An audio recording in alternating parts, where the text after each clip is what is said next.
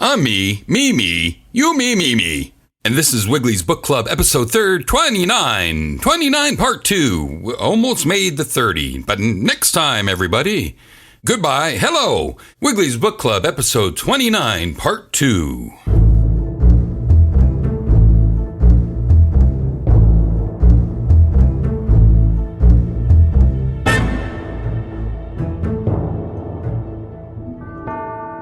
Wiggly's Book Club is a fortnightly read brought to you every other week. Did it again. 2. Wiggly's Book Club is brought to you live from Sloppy Joe's Bar. This is part 2 of episode 29, where Wiggly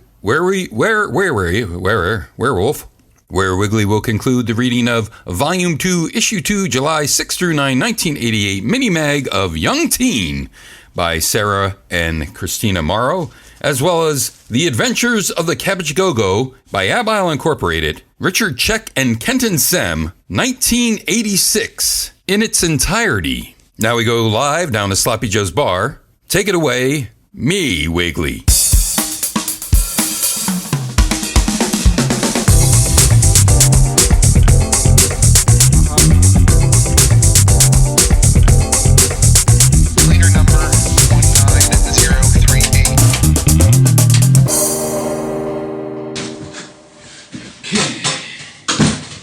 Alright, put my mask on to run down the steps. See?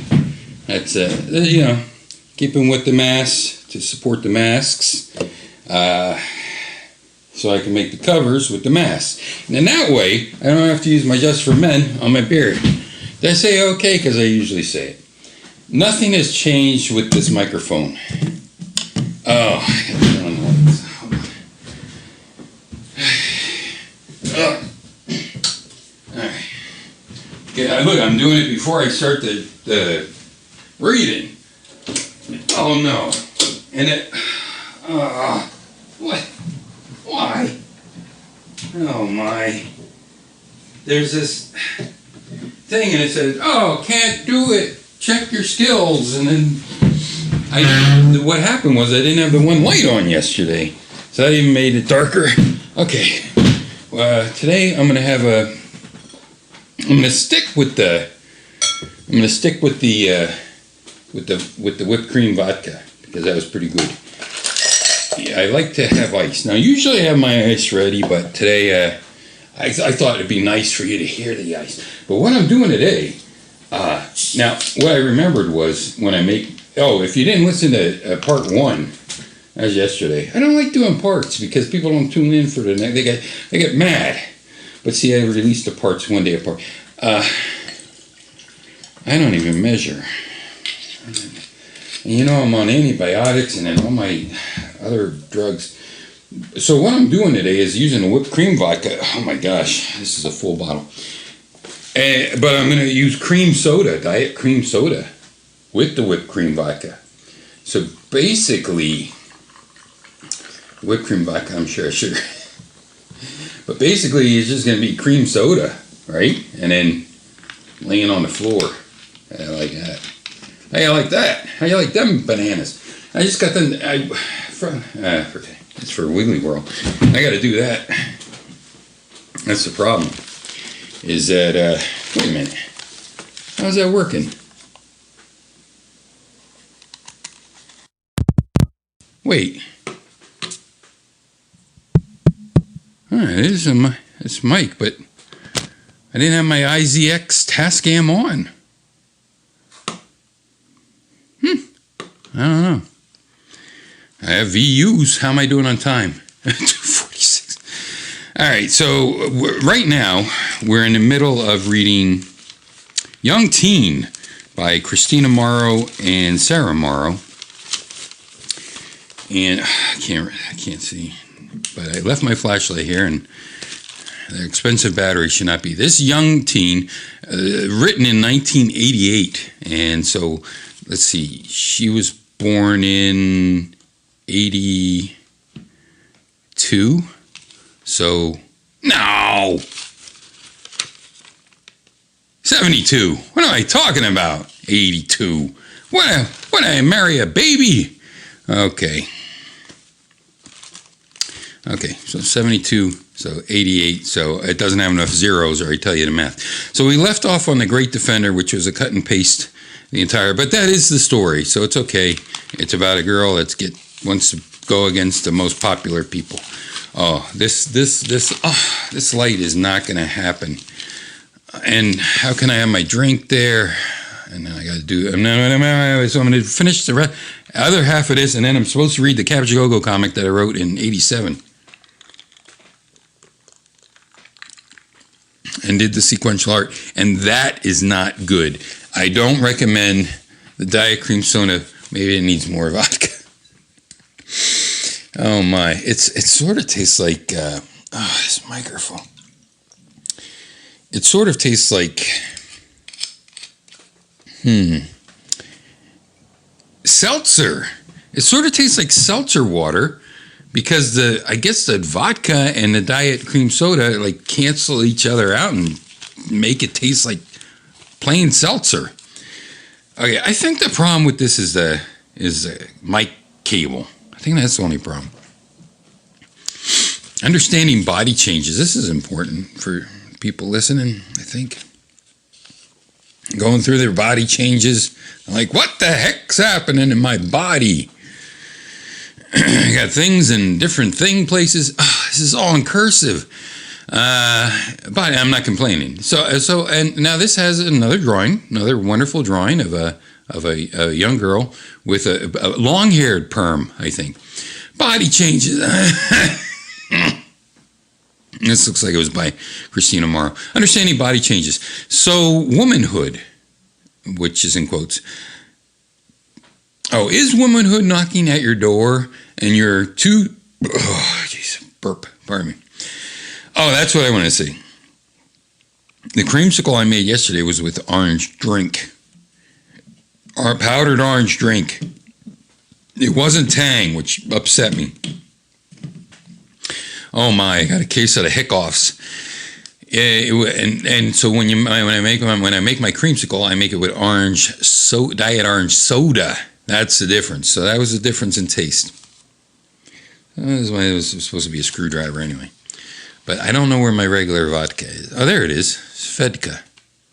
Oh, who cares? Days will be days. And you're too scared to answer. Wait, let me read. So, womanhood knocking at your door and you're too scared to answer? Now, see, I would have said, and you're too scared to answer. Whether you welcome Mother Nature or not, she'll make a grand entrance in your life. Before you know it, your once girlish body will start to change. And it's funny now because now we're in the menopausal stage of life. So this is very interesting. I'm going to pass this back. I have to give this back because I didn't subscribe.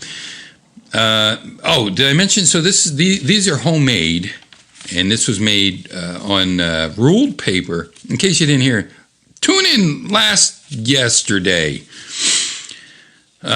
Your once girlish body will start to change, and it's up to you to learn all you can to help make the change from girlhood to womanhood, an easier one. In this case, you'd be going from womanhood to girlhood. Read on the next page for an easy chart to use on the progress your body's making. Now, this is going to be a cut and paste, I bet. Yep. Okay, here's the cut and paste. Check out the change chart and check off the progress your body's making.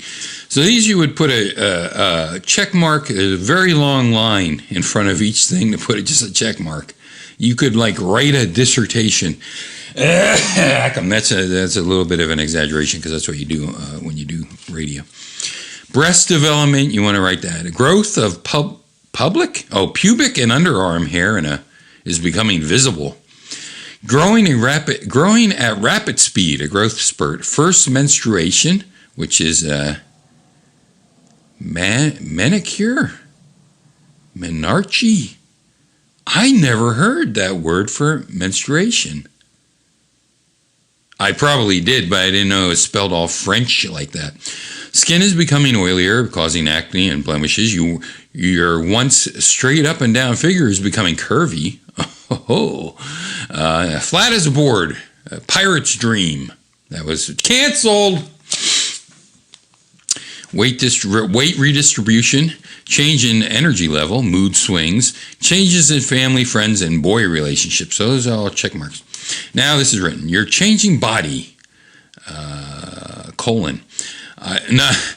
Not your changing colon. It's a colon mark type of change for the better. Let me take a drink because there goes the windscreen. Why am I'm using it? Well, never mind. I'm going to go and say, oh my God, I really did put in the vodka. Good, I need that because, I'm blind, I can't read, and I'm dyslexic and I can't read. Now, this is cut and paste. Even though you don't feel you're changing for the better right now, you are. All the physical, mental, and emotional stretching and straining you've been doing over the past few, and I'm drunk, are a tribute to the wonder of nature. You've gone through a metamorphosis from a little girl to a young woman who's expanding her and eventually become a butterfly. That's for young men. And who's expanding her horizons every day. And it's all happening because of a sequence of physiological and biochemical switches that have triggered the changes. This is written. Since it would take too long to write about your body's change in every upcoming issue of Young Teen, we will have an article on everything dealing with body changes. But if you have any questions now, you can write to us and we'll mail you your answers and not publish it.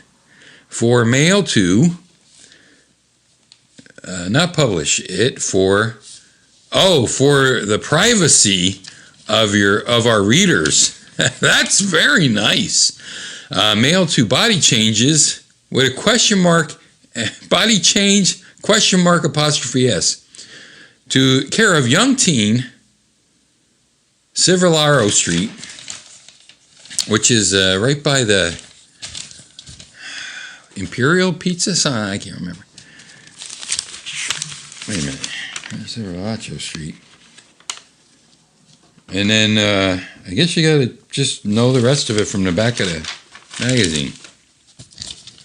Now this is all written. Makeup and beauty section. Now these have all different types of balloon letters, and they're all different colored in different ways. Striped green with the marker, and a yellow, and a polka dot with the baby blue and a pink, and then a squiggly line brown, and brown's a strange color, and different things like that. And so it's very interesting.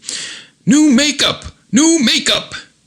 This week's feature are colorless mascara and dry lipstick. Ooh. New from Wet n Wild is powder lipstick. Oh, okay, now I get it. That's not colorless, it's white. Powdered lipstick. It looks like a blusher or an eyeshadow, but it's created for lips. That's very exciting because explanation mark. The unique lipstick is designed not to smudge or feather. That's good. No more embarrassing lip marks on cups or straws.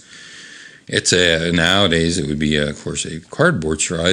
Or a steel. It's a back to school must. And by the way, people complain about plastic straws. They're not like the plastic straws back in the 80s and 90s. These plastic straws are paper straws. These paper straws are like plastic. They're good. I like them. And what are you doing? Leaving it in the juice for a couple days? And then this is in different coloring. A clear solution for a new summer look. A new summer lash look. New no-color mascara. Oh, here's a no-color mascara by Max Factor. Is a transparent, gel-like mascara that adds emphasis to your natural lash color. Great for unruly brows, too. Come. Jesus. I still have this here because it was from yesterday. Let's go on one of these. I got a drink.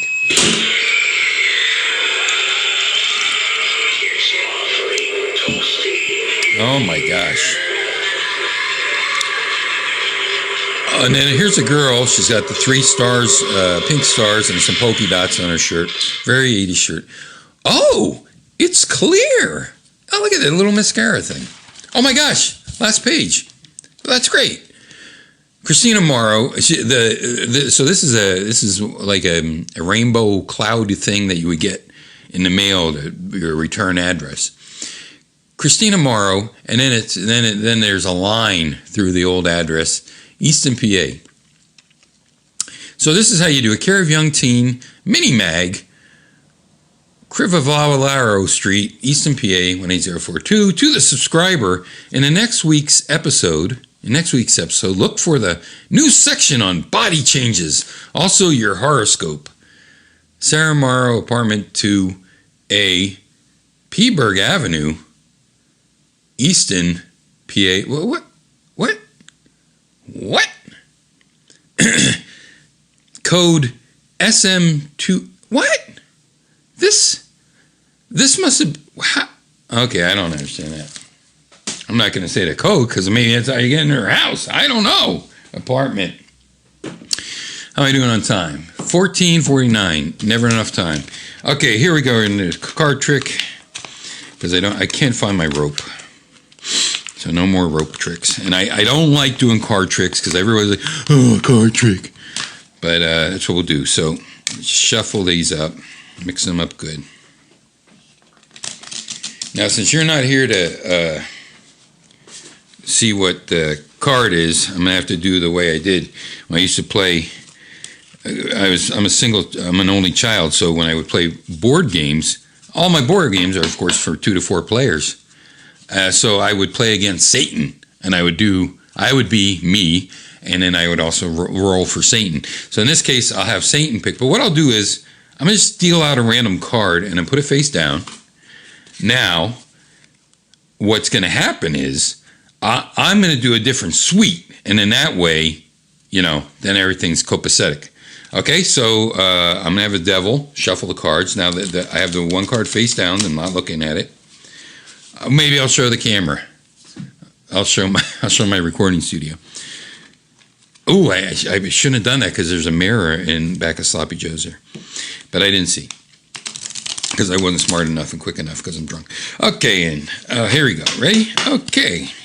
Let's see. Is this your card? The Jack of Aces? It's not. Okay. How about... And look what's sticking up on the ceiling. The 9 of Hearts. And your card is the 9 of Diamonds. Magic. Okay. That one, you're not supposed to devolve your, you're not supposed to tell your tricks as a magician, but my one girlfriend got so freaked out that the card was on the ceiling, because I did this like that at the end of our date. She got so freaked out that her card stuck to the ceiling that she forced me to do it because she thought I was like really magic. Oh, this drink tastes like crap. Oh my gosh. Okay, issue number 1, The Adventures of the Cabbage-A-Go-Go. Are they Earth's mightiest heroes or just a bunch of dumb musicians? This was by Abile Inc. Always Abile Inc. And Zabula the Toaster is there. And there's a big, ghostly picture, and I know it's a big week, and he's in the background. There's a bunch of checkerboards, because remember, this is 1987 that I wrote this. Yeah. 1986. Okay. Wow. Oh, wow. 1986. Wow. Okay, and so there's Kevin. He's jumping around. Eve is upside down. First issue. Wow. There's Chrissy. He's in I bought this it wasn't He-Man, but it was like a Viking. It was made of plastic and it was golden. How am I doing on time? 18. Zabul is also upside down at the bottom. So Cabbage-A-Go-Go is written, the Cabbage-A-Go-Go trademark font. And Zabula is part of the Cabbage-A-Go-Go logo, I guess. Zabula is a toaster, by the way. And Zabula is also upside down next to Chrissy. And Chrissy's he was very skinny. Oh, it had gauntlets, that's right. So it had plastic gauntlets, plastic chest plate, and he could fit in the plastic chest plate. And, of course, the horned... Viking plastic helmet. Now, I don't know. I'm not sure. I can't remember if Vikings did wear those type of helmet or not. And plus, I'm drunk. First issue. Wow. Question: who are they, and what are they doing in comics? And then this girl, and I can't remember her name because she actually never performed with us, but she's a good singer. And behind her is another Zabula. He's just tiny, sticking his head out. And then there I am on the side, all muscular and everything, with my Hydro Waist shirt on and my dog collar and my little welding glasses because I was trying to look like Rank Xerox from Heavy Metal Magazine. And I got the electric tape going around my legs like I did with the cross and the things like that, with the different way that the electric tape goes. So here I am, knock knock, sitting watching Zartan on the television, G.I. Joe. And there's a reason I'm watching Zartan, because I did a comic book back in 1980. I don't know, 1980, whatever it was like 2 or 3 years before G.I. Joe came out. And I had a character in my comic. One was named Elm, and he was this big fella that was actually had like different shadings of different colors. So I guess he was semi-prismatic, but he was also not as translucent as a prism, but he cast shadows on his skin of different colors. And he was faceless, so he was sort of like a drawing dummy. He was sort of like a drawing dummy, but he was giant, and his name was Elm. And then probably I was one of the people, but he wasn't my name, and wasn't like said that it was me.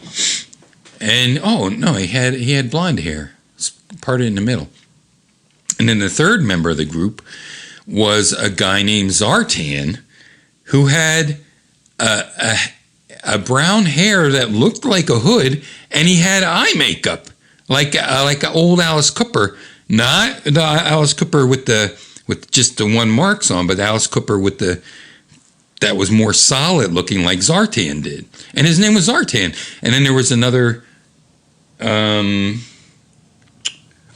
name was the Masters. The Masters. So Masters of the Universe, and then Zartan from G.I. Joe. So that's kind of crazy. Knock knock, and I'm sitting in a plastic chair. I don't think I stole it, but I must have stolen it.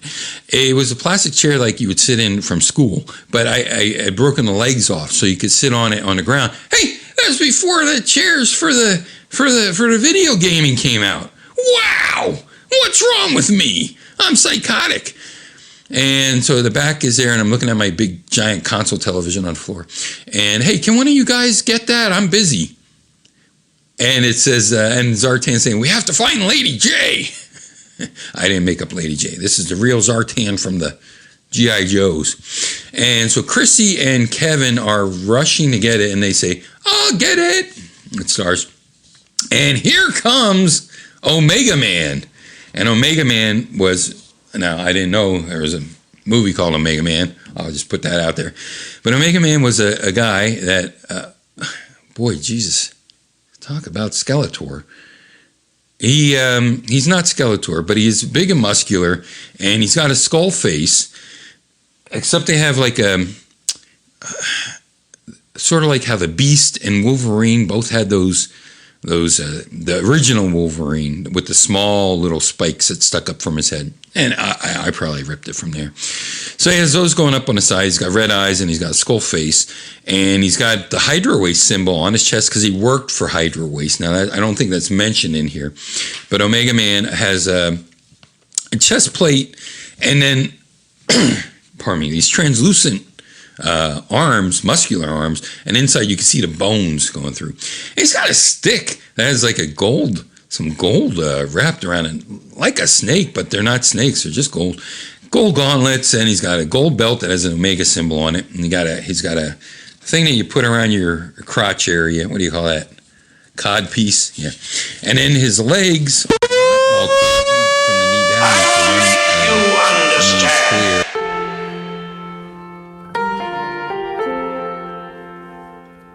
Okay, I guess I know what the Tascam IXZ does when it runs out of batteries. Okay, so there goes another whatever amount of minutes I was through the book already.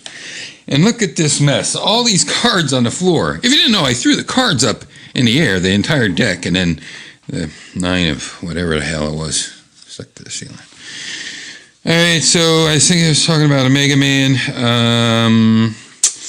Yeah, so he's got his knee. You can see his knee with his bones. I have no idea how I'm doing on time.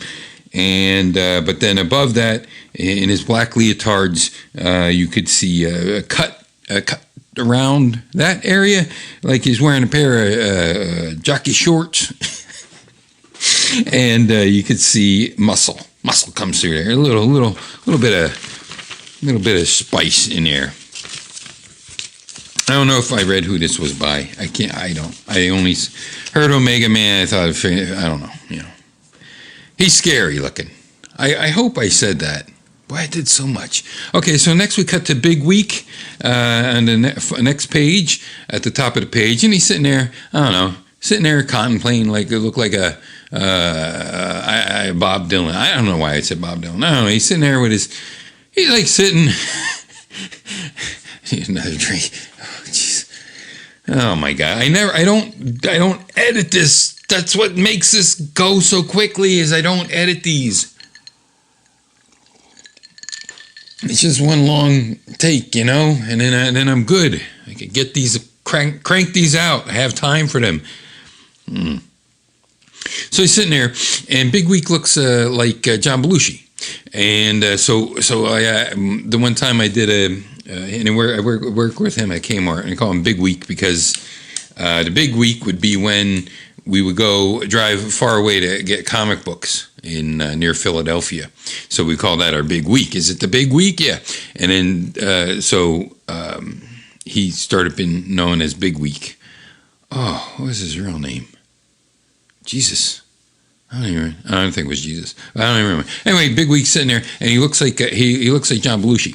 So when I drew him here, I just had to think of John Belushi, and I drew John Belushi, and then I made him this picture of him as Judge Dredd. And he was like, oh my gosh, and that's what I did. Profile of him was John Belushi, but he thought it was him because it looked like. Hello, everyone. I guess you know who you are. So let me guess you know who you are. I'm me, you're you. I did that way back then. Guess you know who you are. So let me introduce myself. I am Big Week. I am here to tell you a little about the Cabbage-A-Go-Go before we continue with our story. Now, let's go to the cabbage room. This room simulates all the conditions of battle. We'll start with the man called Kevin, and now all the next frames, they're a third. Each character takes up a third of the page with their own rectangle, and what will happen is there'll be a little description on one side of the rectangle, and on the other side you get a half a face portrait, and then them in the danger room, the cabbage room, the danger room. And now, of course, this is an obvious nod to the danger room, but a lot of the comics, and as soon as the danger room came out in X-Men, everybody had like a danger room, like a training room. So, but you'll see how this is a little bit different because it's you see, Kevin has amazing hand and foot dexterity. This makes him perfect for burp. By the way, pardon me. Perfect for driving the cabbage van. He also has the ability to be gross and annoying. True. He was very gross, very annoying. But he did drive his van was a van that we took and called the cabbage van. And he's got he's got the 80s hair over the one eye with the short hair in the back, and he's wearing a horizontally striped shirt and the what do you call those? Camouflage pants with the army boots, and then he has a captain's hat on that he was wearing for there a while. And he's in the cabbage room, of course, which is just there's not. I didn't really draw backgrounds a lot. And he's getting hit in the head with a hammer. Doink. Oh wait, boink. I'm sorry, boink. He got boinked in the head with a hammer, and it's a claw hammer, and which knocked his hat off. And then there's a frying pan going at him at a brick, and he says, "Hoo ha, dooba dooba dabby." Oh, hoo ha, dooba dooba dabby, dooba dooba dabby, dooba dooba. I didn't even realize that. Yeah, that's what we used to sing. Hoo ha, dooba. I can't remember. I think that's from probably Three Stooges. Now, here's next Diane. She's the hardest to figure out. She has a BD in Environmental Resource Management. Now, of course, after BD, I put an asterisk, like you do when you're the editor. I put asterisk, and then down below the whole thing, I put asterisk, bachelor's degree, and I put rich. Because Wiggly drew this, but Rich is the editor, I guess. So, because no one knew what bachelor's degree was, because we just graduated. BD in Environmental Resource Management, which is true. So she's a forest ranger, but really she studies I think mushrooms and stuff, and she tries to figure out why the ecosystem of a forest might be in trouble. She's basically a pacifist, so the extent or even the presence of her abilities are questionable. Does she have any abilities? And here she is, and she now she has bullets being shot at her, and they're going patwing off the wall in back of her, which is once again not really you see it being a wall because the bullets are ricocheting up, and she's pointing with a very stern point. She says, "Quit shooting at me." And she has a hair over one eye in this as well, and then like a tiny little ponytails. Now they're not rat tails, they're ponytails, but they're really, really skinny, like a rat tail, but wouldn't be that. And she played guitar. It doesn't say that, but she played guitar, and she didn't sing. So shove it. So stick it. Shove it. I can't. That one I sort of said that one I said the first time about shoving it. Okay, but the rest of the things have been original for this take, which I don't do takes on this. How am I doing on time? 7 minutes. Oh my gosh. Okay, so then it's Wiggly. Here's me. And I'm snarling, and I got my dog collar on, like I mentioned, and I got my torn shirt that I wear, and it says, "Wiggly, the psychotic, always indestructible wild card of the group. Is he mutant or musician? Who the heck cares?" Ow, I just bit my tongue. And really, the indestructible part is not like a joke. I would. We used to have the high jump contest in the city, but it wasn't how high you could jump up. It was how high you could jump down something without breaking your legs. And I won because people would not jump down this big, giant, open stairwell to the bottom, and I did. And also, I stopped Diane's car from hitting a pole by putting my leg in between the back of the car bumper and the light pole. So concrete light pole. So yeah, that hurt. Don't do that, kids. Never broke a bone in my life. Now that was a massive contusion, but anyway. So I'm there and I'm swinging something at robot number 7. Robot 7 says bzzzt as his head is popping off, and so I got my torn shirt, got my jeans with the electric tape around them, and then on my feet I can only imagine that these would be they're purple, and they were like the. Not suede, it's not velvet, it's like, I can't think of the name of it now. I knew it when I said it earlier. Anyway, there are these, semi-fuzzy, almost leathery, but not, and I can't remember the name of it, and I can't listen to the play. Oh, I guess I could listen to it, but it's got a big buzz over top. And anyway, so they're suede-ish, purple. Okay, but they're not real suede. And I'm swinging Zabula the toaster at him, holding on to the electric cord there, and hit him right in a mush with the Zabula, the side of Zabula. It says crack. It says, and I say, "Eat my toast, eat it." I probably said suck it. So suck it. That's what I always say. So that's what I'm doing at Robot 7. Chrissy, wielder of the deadly concussive force known as the DCF blast, because of its prowess, the DCF blast is never employed. It's never used. Chrissy was a guitarist. Man, could he go to wailing on it. Go to, I can't remember. And he says, whoops. And it shows him doing this DCF blast, but he never did it. I guess it's a artist's rendering of what would happen, and it's this giant boom with all this concussive wave. And what you do is he grabs his ankle and he falls back on his butt, and there he is wearing his jeans and nice shoes, because he wore shoes. Now that was kind of odd when everyone wore sneakers, really. And he's got on the Viking, fake Viking stuff I told you about. Anne is the mistress of high decibel sonics. She is also an employee of Wily World, where kids are like little Wigglies. She's got patience, and she's got her hair over the one eye too, and a rat tail. Now it is a rat tail coming around with the real short hair on the sides, and she's going I, and she is blowing up the heads, blowing parts off the heads and eyeballs of Robot 5 and Robot 3. They're getting their heads blowed off because she's got the siren. She could do the real high notes, and she would go like that.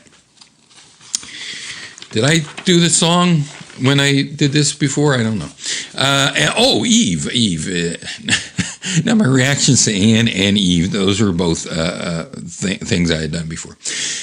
And Eve, why did I forget Eve though? I went out with her for 7 years. And Eve, her mutant ability to judge depth. How's my Tascam? Okay, in time 11. Oh, this is running long too. You'll see, normally I read a portion of a book, but I want to read the whole book on these books because they're the books. These are original books. I don't usually do that. Listen to previous episodes, new listeners, to see how I try to stick to that 30. Stick it.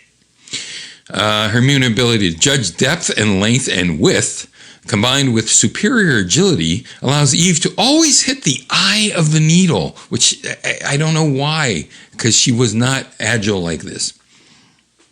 I would do my flips in Cabbage-A-Go-Go, and then she would do this like roll type of thing, and that was her flip. And so Robot 8 is coming after in Robot 1. Robot 8 has an axe in his hand, which is one of the funny things that we would say, like, why... you see these strong characters that would have, it would be like giving the Hulk a sword or a gun. Like the Hulk would need a gun. The Hulk's a Hulk. And now I know he becomes a gladiator playing Hulk and all that stuff, but that's a long, long time later. But well, it's so silly to have really strong people. So here's a robot, and he actually has a wooden axe with an axe blade on. Maybe it's like the Tin Woodsman, I don't know.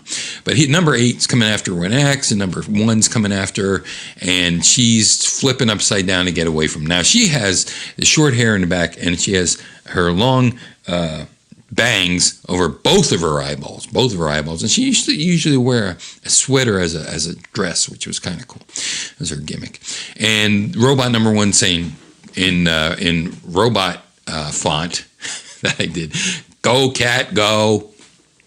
Among the Cabbage's devices are the cabbage van left and the ambiguous toaster Zabula. Thank you. Right. And what I forgot was, after you say Zabula, you normally say thank you. Here's Zabula, thank you. Zabula, thank you. So it's funny that I have to they're in the same box. Oh, now my big toe itches. My sandals. Ow. I hate when my feet itch on the bottom. Sometimes it happens when I'm driving. I gotta take my shoe off. Okay, and so it's funny that they're in the same block, but it has to say that the van is on the left, and so Zabula is there, and he has his he looks great. Zabula, that's a great rendering of Zabula with the electric. Now, just know this: back then, my art sucked balls, and I did all this cross hatching with very thin lines. It's before I knew about using a brush, and almost certain this is like a ballpoint pen or something. And this is a photocopy, but then this one I colored only half of it. So this is still in the colored part. And the Cabbage van was real. This is one that Kevin owned. It was a VW, and it broke down all the time. And this has a picture of a cabbage right in the middle of the headlights, which we never got to spray paint on because it broke down before. But it does have 2 dome bubble lights on top of it. Now it says down here, and now here's another big giant rectangle. It says friends of the cabbage are numerous, but more on them later. But not really. They don't really come up. And one is Simplekins, who is Kenton, who did Kenton Sem, is that what we call him? But Simplekins is what we call Kenton. He would also go to On Big Week with us normally. But his face is like shadowed. And then Andy Van Halen's sitting next to him, and he looks like Andy Van Halen that's in the Trapdoor early videos. And Andy is the person I started Trapdoor with. In fact, he came up with the whole concept of it by accident, sort of. And so he's there. And then Kevin, Beth, and Mike are 3 other friends of mine. And then Collateral. Now, Collateral is, you see his full body, almost his, oh no, it goes up to his knees. Collateral, and he's really rendered well. Wow, that is probably the best picture in the entire book. Collateral was this, and I made a new Collateral for myself. Oh my gosh, I don't feel good. That booze is not good. Ugh. Collateral was Amigo, 1976? Amigo, 75, 76, something around there. The Amigo Universal Monsters. So Collateral was the mummy. And, he had his long johns that looked like they had mummy wrappings drawn on it. But he also had this piece of long, thin material that actually was like a mummy bandage wrapped around him that was sewed onto the costume. And we would put it around his eyes. And then he would always be in the pose, and sometimes we'd take him to the show and say, here's Collateral. Here's that bullet, here's Collateral. And then we sing the Collateral song.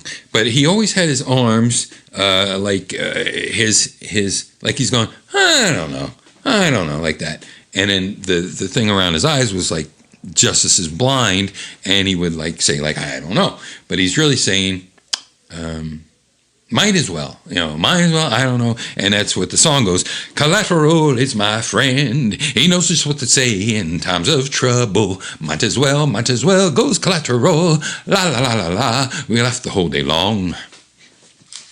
It ends like that because there were some nursery rhymes that end with no rhymes at all. So that's what he would do. He said, might as well.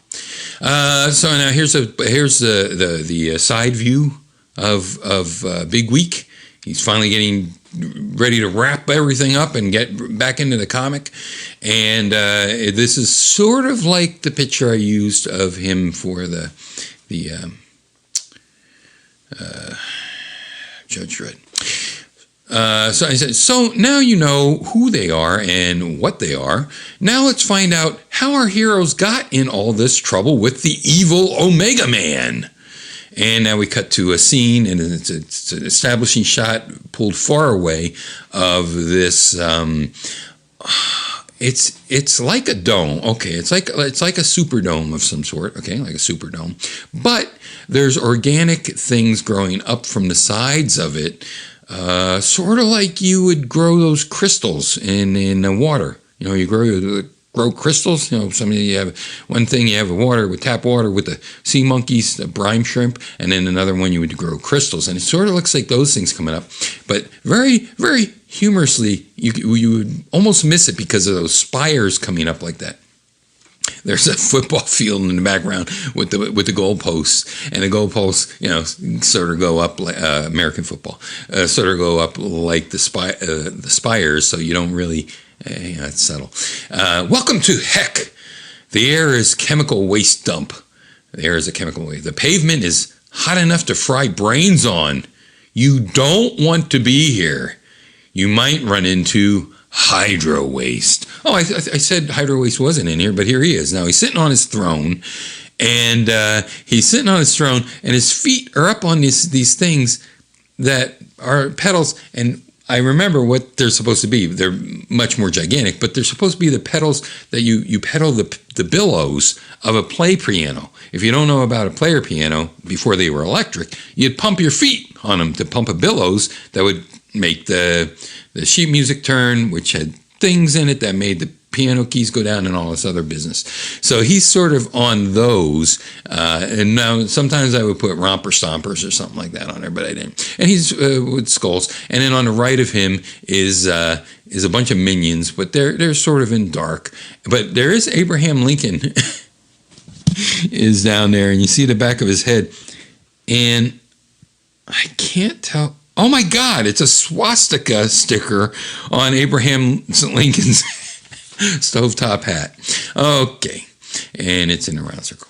And he goes, how shall I decide upon the contestants for my new game show, Let Everyone Die? That's the name of the game show. How about the omni-teledirectory finger stop method? No, Mr. Hydro Waste, no. The Billboard Top 100? No. I've got it. We shall roll the bones. Hurrah! And there's a picture of Hydro Waste close-up, and it's rendered quite well as well. And he's rattling the dice in his hand, and he says, so it shall be, rattle. And then he throws, there's a hand throwing, like, I don't know, they're not 20-sided die, they're like 100-sided die. And he goes, let the dice o' death fly. Ah! And they land with the 2 ones up. Ah, snake eyes. So he's going down this script. What do you call it? A thing that's a big long piece of paper that the crier would read out from the scroll. Yeah, he's reading down this big long one. It's all real fancy on the sides with skulls and things like that. And he goes, let's see. Number 1 is Thomas Jones, which is, of course, Tom Jones. Number 3, Starsky and Hutch. Number 2 is, of course, Cabbage-A-Go-Go, because we're Snake Eyes. Number 3 is Starsky and Hutch. 4 looks like it's supposed to be Don Johnson, because he's got his finger over top of some of these things. I'm trying to figure out what they are. 5 is John Byrne. John Byrne, I don't know, or Byron. John Byrne from X-Men and all that other stuff, who I would rip off a lot. The next one is Big Bird. Number 7 is Paula, I can only imagine, Abdul. 8 would be a Jackson 5. 9 is Don Johnson again. 10 is David, which I would think is Hasselhoff. 11 is Tina Turner, I would think. All these last names are not. And 12 looks like it's Don Johnson again. So I don't know. And then, so now he's putting his hands up, sort of like Collateral. Now, Hydro Ace is wearing a green pinstripe suit, but the one half of it is just sort of not there. Sort of like just his naked arms and his chest, but there's a little piece of stripe that goes around with the jacket, and so he's all new wave and stuff. And there's 2 big skulls in back of his chair, his recliner, and a barber shop throne, I guess. And then there's also this thing that says "Mom," and I can't really see what the picture is. Maybe like it's a cow. It's a cow. Mom, it's a cow. It's really funny. Wow. Because holy cow would be. So he's throwing the long scroll, and he goes, "Welp, who can argue with fate? Send forth Omega Man." Now, Big Week's here again, and he says, and it's funny because like the screen is frozen in the background of how the comic's going to pick up in the next frame. You see Chrissy slam the door and in like a sepia tone, and that's what it looks like. But Big Week's in front of it explaining things. And so the Cabbage-A-Go-Go was to become enmeshed in a deadly game show. Now let's see what happens. And then it cuts to the next frame, which is, like I said, Chrissy standing in front of the door. He's actually standing in front of Kevin, squishing him between the door and himself, his back, and it says slam. And Kevin is saying, ugh, ugh, ugh, ugh, Sputnam. Sputnam. That must be Sputnam Teddy. Something from the Little Rascals, I think. And then Chrissy yells out, "Help!" And it's funny because there's a window there with the drapes pulled back, and you see Omega Man. So it's like a kitchen window almost, and you see Omega Man just standing outside the window, just standing there. Now Omega Man is raising his hands up, and magic is coming out of his hands, as well as this a heart with an arrow through it, like a Valentine's Day heart. Spattering little things in his. "I hate when they play hard to get. Come forth, my Nazi minions of heck. Gar, mumble, gumble, goo, ish, gebibble." That's his incantation. So now Chrissy and Kevin are trying to explain to Eve and Anne about what's going on. And they're like, "What's wrong?" And Chrissy says, "A dibble vern kana." And they say, "What?" And he says, "Dishnadam hutnak." And they say, "Slow down." And he says, "Oot, oot, squeak." Now that's from song. Oot, oot, squeak, squawk. What was that from? I can't remember. So then all of a sudden, right through the living room, whatever you call these, one of these big windows, one of those big windows, comes crashing a Nazi minion from heck. And he's got the whole Nazi suit with a H for the Hydra waist on his helmet, but you can see that he's also a devil. He's also a devil. He goes, crash. And he goes, and this Nazi minion from heck goes, "Cabbage-A-Go-Go, come on down." And then it says, May. There's a poster in back of Eve. She's sort of like got her shoulders up. And I don't know what it would be. May have it. I don't know. And she says, "Yipes." So now all these Nazi minions from heck devils are coming in with submachine guns with the round things on them, round rounds, and the German grenades and all that. Now this I did draw a living room, and also there's a lampshade that comes down that looks like it's absolutely from the 70s. Must be made out of crushed velvet. And they're coming down there on the sofa, and they're got fangs, and everybody's scared. And he says, "I am Field Marshal Annihilate Bob. You are under arrest, contestant arrest. Come with me." And at the same instant, Wiggly is still upstairs watching cartoons. And I got a pissed off look on my face, and I said, "I am always quiet during their shows." And that's from my Nana. My Nana, when I was a very little boy, before I was 5, 3 or 4, and I'd love to watch Felix the Cat, and I'd have my ice cream and milk. Now this was a big bomb. It was a big glass with cars on it, and I would have milk, but it would have scoops of vanilla ice cream, and I loved it because it made like this kind of ice, and I couldn't drink it now. I'd shit my pants. But anyway, I evidently, Nana used to always shush me when she was watching her shows, they were calling, which is, of course, the soap operas, and she called those her shows.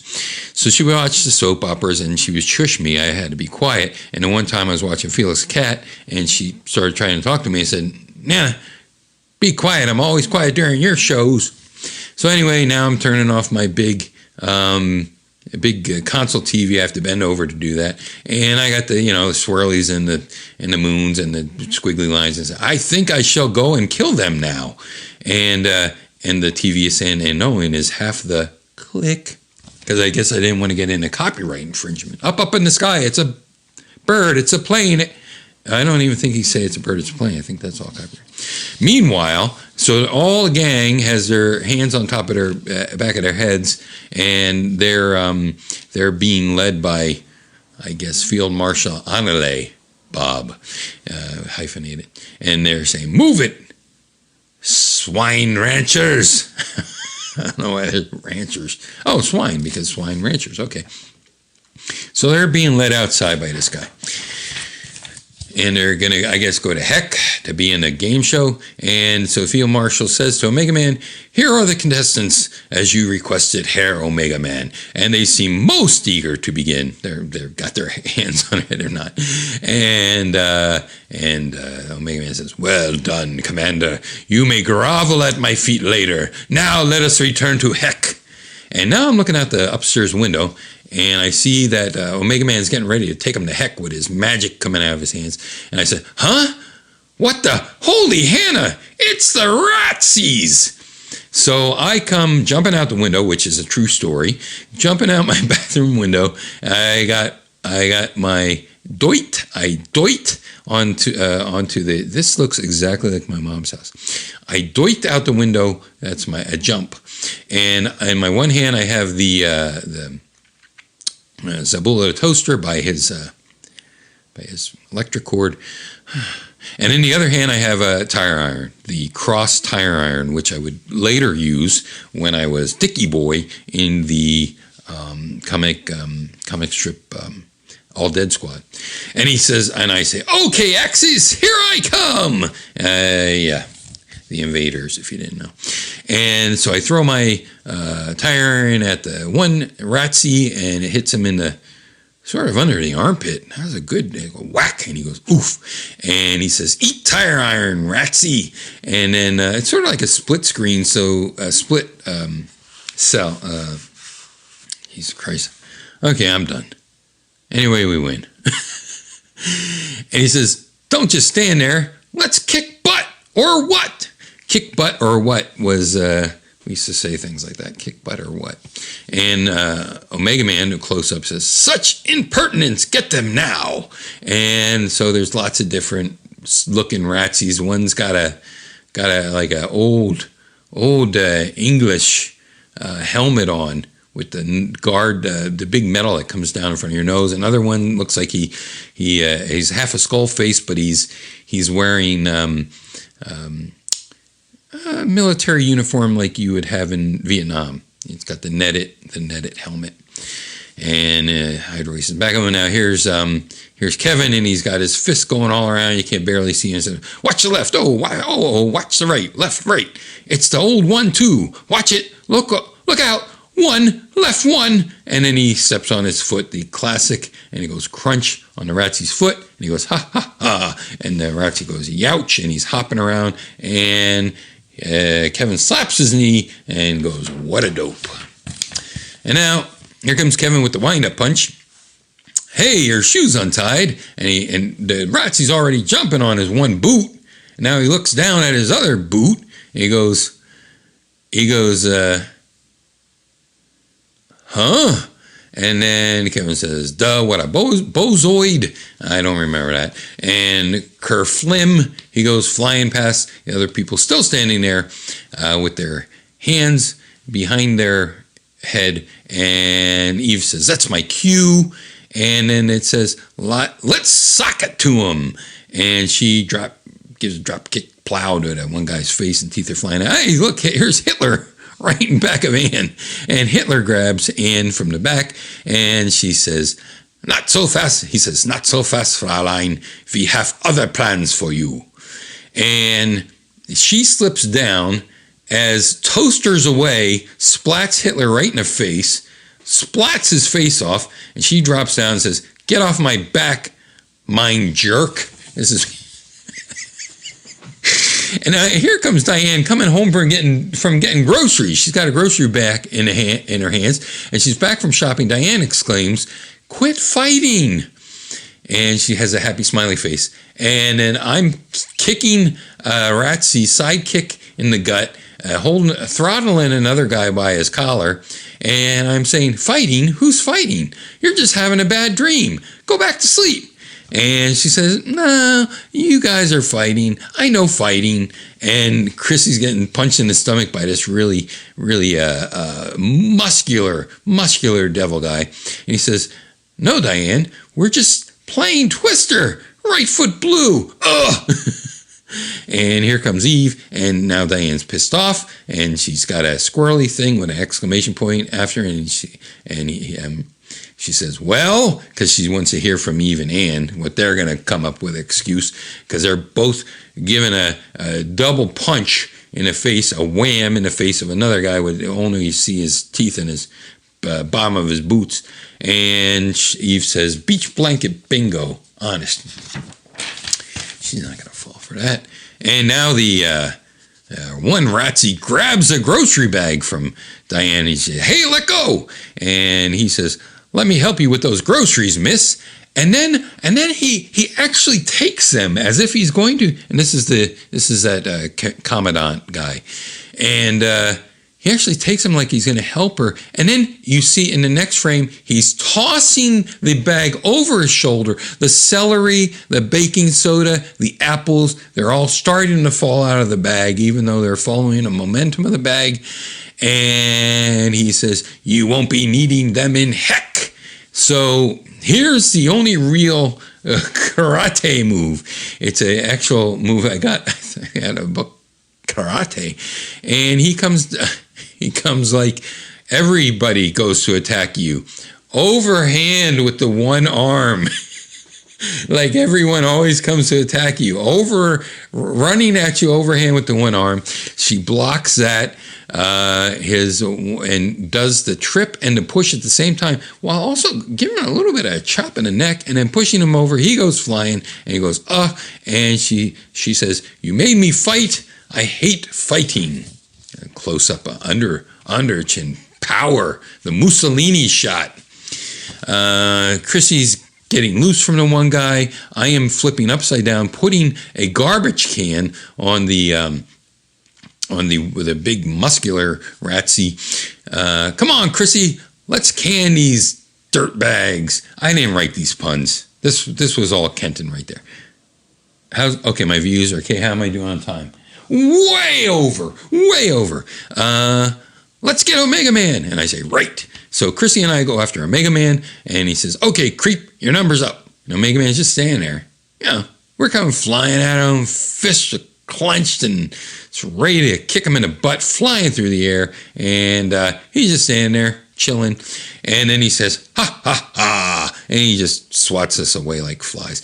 Omega Man will smash puny humans.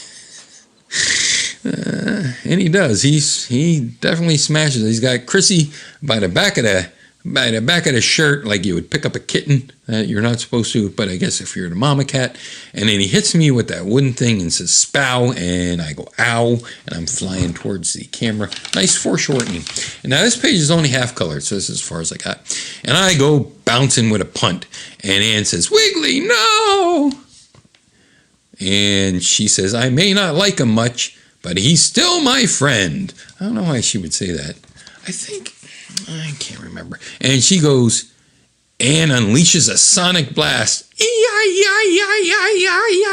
And some of these guys' ears come popping off, and there's blood, and Chrissy's got blood coming out of his ears. Everybody's getting hurt, even though Mega Man's getting hurt. And there's Kevin, his nose is bleeding, his ears drums are busting, his glasses are cracking, and he says, stop it, Ann! And I only started coloring parts of these things. I colored the blood coming out of these ears, and the next one it's a what do you call a medium shot? Somebody do something. It's all soft because everybody's really, this sound is loud. It's going E-I-E-I-I in back of him. Chrissy gets a light bulb in his head, and he puts up his finger like Eureka. And I say, no, Chris, not the deadly concussive force blast. That's what DCF stands for, deadly concussive force blast. Okay. And he grabs his ankles, and his butt's going there, and it goes a boom. And Blant happens, and it's a question mark, and we're in front of this big mansion type place, this mansion. And I'm upside down, and I go, what happened? I feel like I just ate a sock. I might have written that one. My clothes are all blasted apart, and we teleported somewhere. That's what this thing did. We don't even know what happened. We didn't just go blowing up. We went someplace else to this big man back in his mansion. And Chrissy has actual birds flying around. Is it like rendered doves? And he says, I'll have 2. What, birds? Whoa, I think I goofed us up. And Kevin's jumping up and down. He's mad. He goes, you toenail. I hate when you do stunts like this. Look at my paisley shirt. Destroyed. I guess I didn't know what paisley meant. He has a striped shirt on. Sputter. Actually, I'm probably trying to point out how dumb he is. And Chrissy's everybody's holding their heads, and everybody's destroyed. He goes, now, Kevin, don't lose your head. And foreshadowing. And there's Diane pushing up her broken glasses, she says, and Chris says, what exactly did I do? And of course Diane's very smart, so she says, well, we've traversed the barriers of known physics. Don't you see? We've transposed the metaphysical boundaries by a kind of ionic switch, thereby causing us to materialize elsewhere. But where? And the Cabbage fan is there as well. We're standing in front of our fence. There's Anne's just getting up, and Eve says, beats me, but how come the Cabbage fan made it, but the minions of heck didn't? And that's true, there's no minions of heck. And Diane says, don't be droll. Allow me to state the obvious. Random neutron selection of inorganic, organic, pseudo-related substructures. And Eve says, oh. And then there's Kev. Kevin's in the next one, and Chrissy's upset, and Kev says, great, with a lot of, the stars and the things coming out. But we still don't know where we are. Let's look around. And now we see from the front of the fence, we see us walking around trying to find things. Diane saying, okay, Kevin, Chris, and I will go this way. You three, you look over there, and then you see it says, welcome to Graceland. Welcome to Graceland on the other side of the fence. And Anne says, I think I left the iron on from home. She's just thinking that. And because that actually happened. That actually happened. She left the iron on. We were going to practice. We had to go back, and the iron was on. Yeah. And then she says, huh? Oh, no, we hear this rumble. And there is Omega Man standing there, and he's got his hands coming forward like a Frankenstein's monster. He says, your ploy has failed. The game has ended. Prepare to die. He's just going to kill us right there. He's not even going to take us to hell. And now we see just like the back of his feet. Okay, the back of his feet, up past the calves, you see all of our feet going up to maybe our chest because we're way in back of them, and but all you see is the ground, and then the word from Omega Man coming down. Hydra waste will have my hide, but you have offended me. Your bones I shall make like flour. And I know Ken wrote that, but then you see these hands coming out from underneath the ground. His hands are coming out from the cracks in the ground. And no one's the wiser, especially Omega Man there. Now we cut to, we're pulling back with the camera, and you see more of Omega Man's, almost up to the bottom of his butt, and you see this thing coming out of the ground. It looks like there's some, I don't know, muck on him, but then also you see these what do you call those? Frizzles? What do you call those things? Fringes. Big long fringes like, like the Who would have. Peter Gibson. The other guy, not Roger Daltrey. Yeah. So these are two frames where Omega Man's still talking, and you see more of this figure climbing up. But first, I shall make you grovel and feel your souls in pain. And of course, you see the back of Elvis with his spinal skeleton is exposed through cuts in his Elvis suit. He's wearing the Live from Hawaii white Elvis suit that had the Thunderbird on the front. And he's halfway out. Now he's full out, and he's almost on top of grabbing Omega Man from the back. And you hear Omega Man has his arms up in the air, getting ready to do his magic. And he says, your doom is sealed, ha ha! And then all of a sudden this hand is reaching in, this left hand, and you see a lightning bolt ring on his finger. It says TCB. I'll just leave it to you because you know Elvis. You know what that means. That girl sure could raise the dead. And he turns around and says, "What? No, not you." He didn't ask that. He says, "What? No, not you." And here is Elvis throttling, full page, splash page of Elvis throttling Omega Man, choking him. And Omega Man is saying, "Cack!" And spittle is coming out of Omega Man's mouth, and he is helpless as Elvis is throttling him with his one missing eyeball and his lip going up like that. And it says, "Viva Las Vegas!" And I even signed my name to the bottom of this splash page. And he's dragging him down in the ground with him. "No, you're dragging me into the ground. Do not rob me of my victory. Helperg." And then there's only Omega Man's one hand left out, and ploop, it goes right down in the ground. And we're long shot. You see our bodies in the background like in silhouette. The earth just swallowed them up. And maybe it's Chrissy saying, "Thanks, Elvis, wherever you are." Well, he's in the fucking ground there. What are you talking about? And I say, "Wow," and I'm looking perplexed with my cracked glasses. And Diane's there. Diane says, you know, I think he'll be back again one day. And Chris says, "Who, Elvis or Omega Man?" And Eve says, "Who cares? Let's go." And Diane says, "Good thing we materialize in Graceland instead of over the Antarctic or someplace. Let's find a place to get a map. We're getting in the cabbage van. We're driving the cabbage van." And there's Chrissy says, "Stop the van. Look who it is." I guess we do have guest stars. And he's not even mentioned. It's Brett. Brett, fancy meeting him out here. I was beginning to think we didn't have a manager. Oh, I guess Brett was our manager for a little while.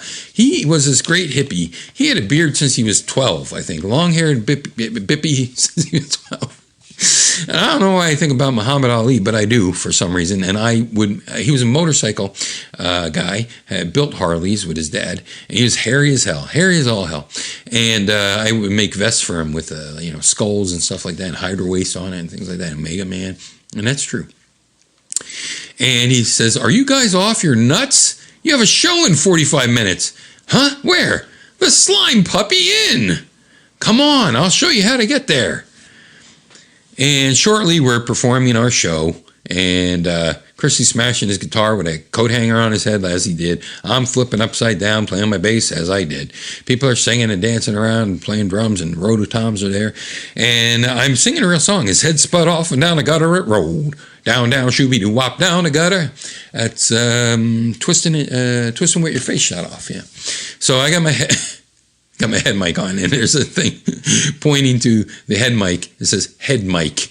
And I have electric tape around it because I used to have to wear electric tape around my head mic because even though it was, attached to my head on the sides, it would come off. And then I'm saying, I'm all sweaty. "Fudgy the Whale, thank you, good night."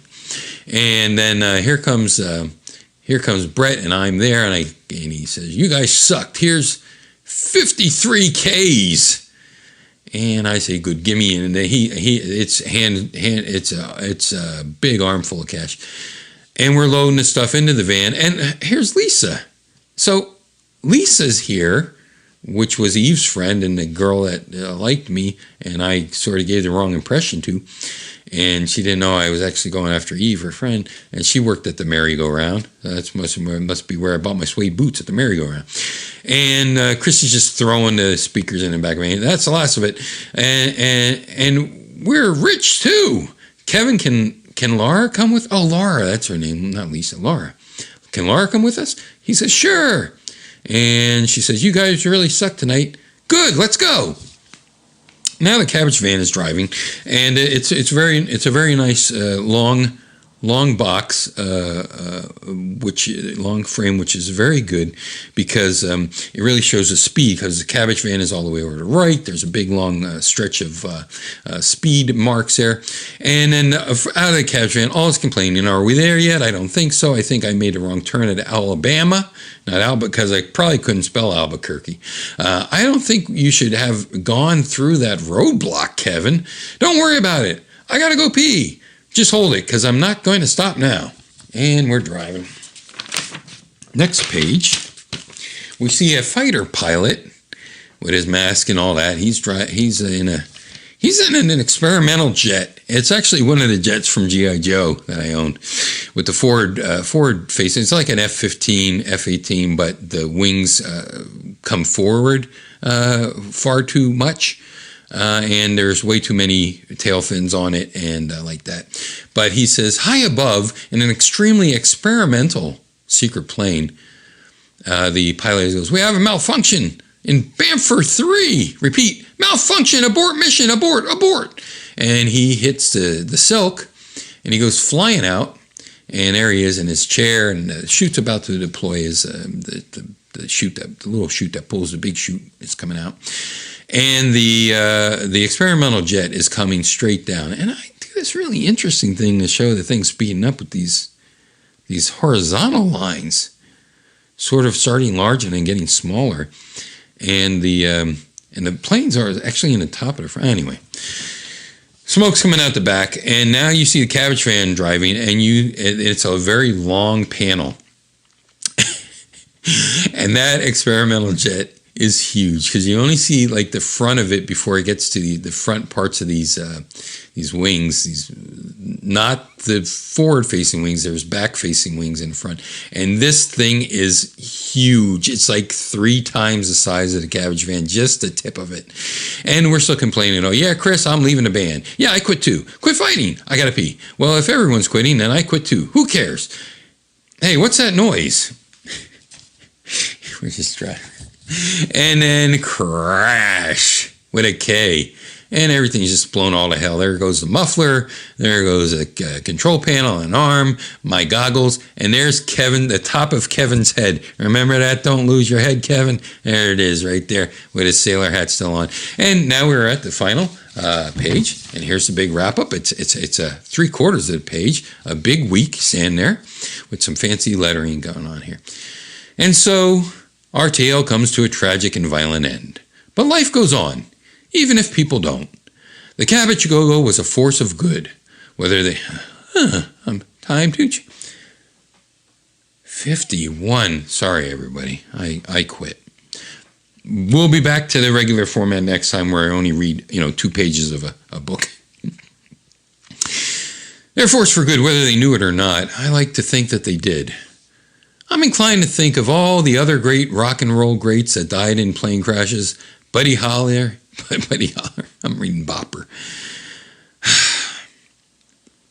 I'm inclined to think of all the other rock and roll greats that died in plane crashes. Buddy Holly, Big Bopper, Randy Rhoads, Otis Reddings. Well, so what? Rock and roll is a dangerous game, but someone has to play it. Sometimes the price you pay is death. I could have read that more better. And so this is the funny thing, is that died in a plane crash, but we actually got hit with a plane. That's the twist on it. Just remember, fate can be kind, fate can be cruel, but at least the Cabbage-A-Go-Go got to put on one last great show. Besides, you don't think a little plane crash could stop a psychotic yo-yo rock guy, do you? And that might be a little hint at the All Dead Squad. Going to be, I bit my tongue again. Going to be the next to come out. In the back has just a big picture of Omega Man's face with some blood out his one eye, not because he's bleeding, but because he's evil. And Diane's just there waving bye-bye. She's wanted. I think that's right. Oh, what the? Yeah, I can't really tell. Can't really tell what her shirt says. I was a shitty artist, but she's there walking. She's little, and he's Omega Man's face is really big in the back. Yeah, that's a concept type of thing. Well, that's everything, everybody. Sorry, everybody. I even split I thought I was going to do both these magazines in a half hour. This is even a two-parter. Okay, everybody. Well, I hope that I'm not going to say I hope you like me. Back to me upstairs. Here I go. What the? Oh.